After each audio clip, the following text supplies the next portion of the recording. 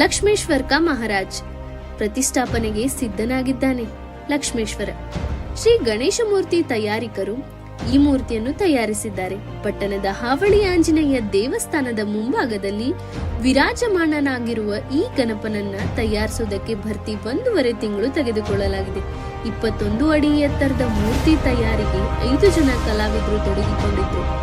ಹಿಂದೂ ಮಹಾಸಭಾ ಗಣಪತಿ ಪ್ರತಿ ವರ್ಷದಂತೆ ಈ ವರ್ಷವೂ ವಿಶೇಷವಾಗಿದೆ.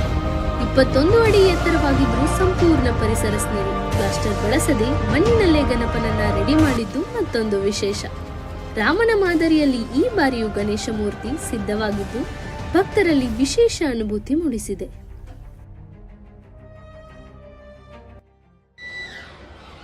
ನನ್ನ ಹೆಸರು ಬಂದ್ಬಿಟ್ಟು ಶಿವ ಆರ್ಯರ್ ಅಂತೇಳಿ.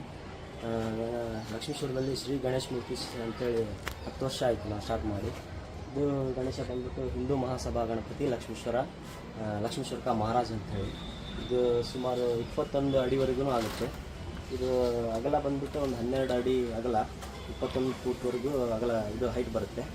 ಇದು ಯಾವುದೇ POP ಆಗಲಿ ಯಾವುದೇ ಇದ್ರ ಮೆಟೀರಿಯಲ್ ಯೂಸ್ ಮಾಡಿರೋದಲ್ಲ. ಪೂರಾ ಇಕೋ ಫ್ರೆಂಡ್ಲಿ ಮಣ್ಣಿನಿಂದ ಪರಿಸರ ಸ್ನೇಹಿ ಗಣೇಶನ ಮಾಡಿರೋದು. ನಾವು ಒಂದು 3ನೇ ವರ್ಷ ಆಯಿತು ಮಾಡ್ತಾ ಇರೋದು. ಪ್ರತಿ ವರ್ಷವೂ ವರ್ಷ ಡಿಫ್ರೆಂಟಾಗಿ ಮಾಡ್ತಾಯಿದ್ವಿ. ರಾಮ ಆಗಿರ್ಬೋದು, ಇನ್ನೂ ಹಲವಾರು ರೀತಿಯ ಮಹಾರಾಜ್ ಘಟಕ